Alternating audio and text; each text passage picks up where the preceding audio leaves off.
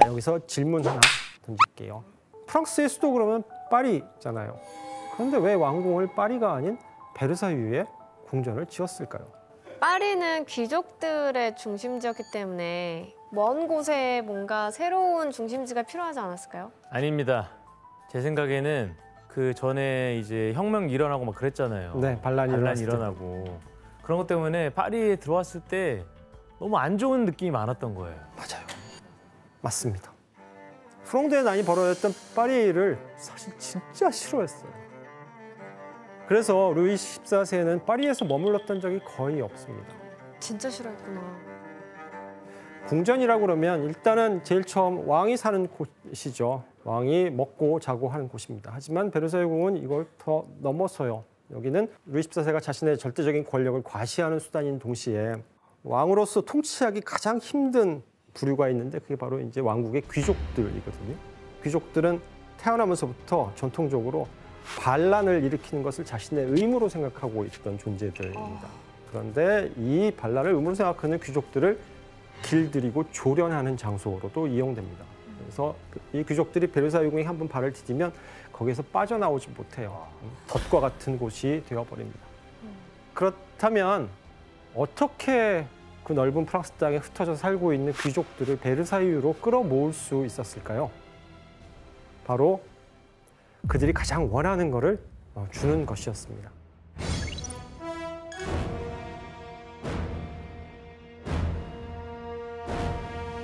첫 번째는 일단 놀거리, 볼거리, 축제와 오락을 베르사유로 집중시키고 대운하에 배를 띄워놓고 곤돌라를 띄워놓고 또 오락을 즐겼다라고 합니다. 베르사유 궁을 살다 보니까 이제 온갖 좋은 걸 다 보게 되죠. 그러다 보니까 이 귀족들도 자연스럽게 사치와 낭비가 일상이 되게 됩니다. 이걸 뭐라고 하냐면 노블레스 오블리주라고 합니다. 아, 그게 노블레스 오블리주. 오늘날은 의미가 좀 변화해서 노블레스 오블리주가 그러면 이제 좀 사회적으로 성공하신 분들이 어떤 단체를 후원한다든가 기부한다든가 라는 뜻이지만 노블리스 오블리주는 직역을 하면 귀족의 의무잖아요. 맞아요. 귀족이 해야 하는 의무. 일단 평민이 하는 일들을 해서는 안 된다. 예를 들어서 상업에 종사할 수 없다라는 의무도 있습니다. 그런 것도 모두 노블리스 오블리주에 해당하고 지금 경우에는 이제 사치조차도 돈을 써야 된다라는 것조차도 자신의 의무로 받아들이게 됩니다.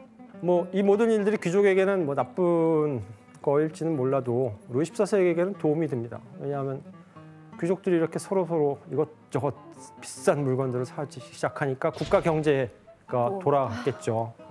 두 번째는 더 중요한 건데 자신의 총애를 보여주면서 그들에게 경제적인 혜택을 제공해 주는 것이었습니다.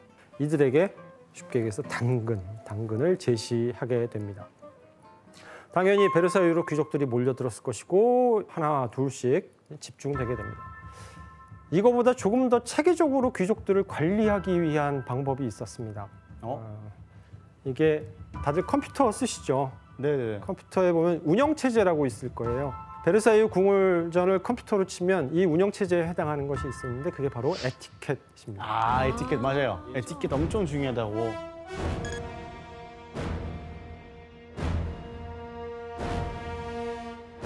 루이 14세 시대에는 그래서 황당한 에티켓들이 굉장히 많았어요. 실제로 국왕은 밤에 어둠을 뚫고 이제 떠오르는 순간부터 잠들 때까지 모든 일과가 연극처럼 했었다 그러는데 거의 사람들이 관광객 있고 누가 지켜보고 있는 것처럼.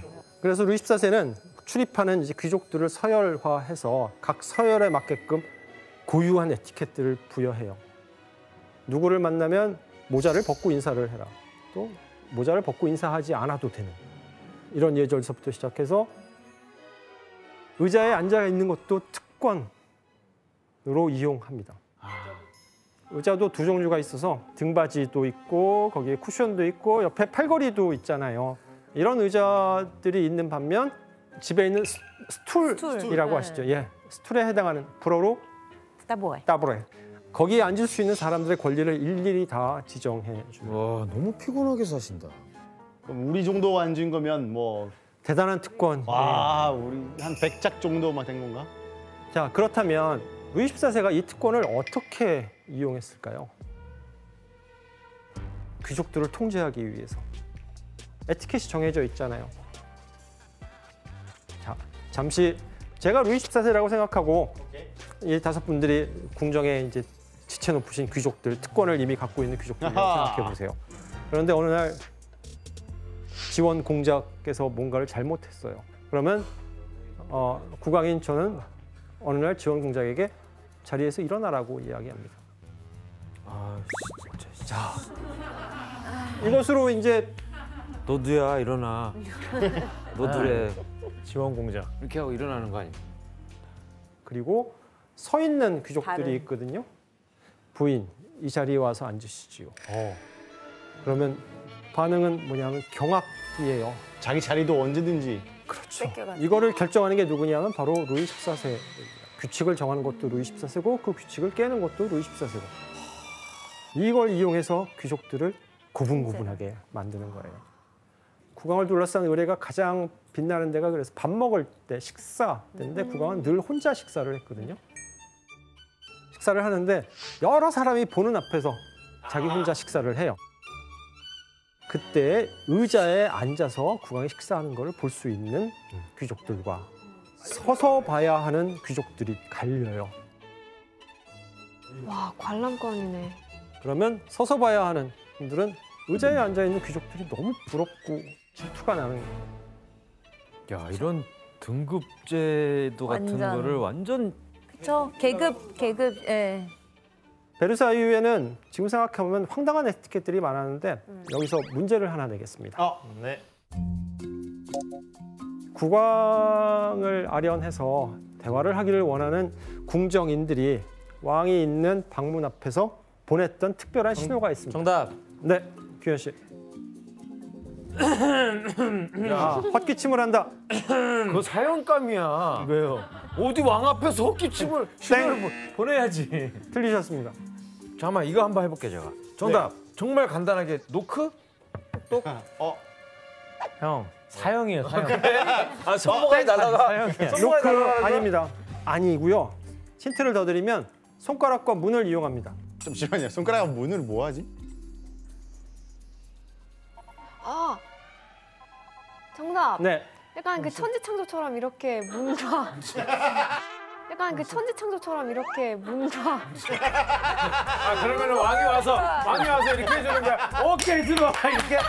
야, 그럼 말도 안 되지. 노크보다는 조금 더 얌전하고 노크보다는 소리가 조금 덜 나는 방법. 이거지 뭐. 손톱으로 아니요? 손톱으로 뚝뚝. 긁나 이렇게? 정답입니다. 그거요? 새끼손가락으로 왕이 있는 방의 문을 긁었대요. 이거 너무 소름 끼치지. 무서울 것 같아.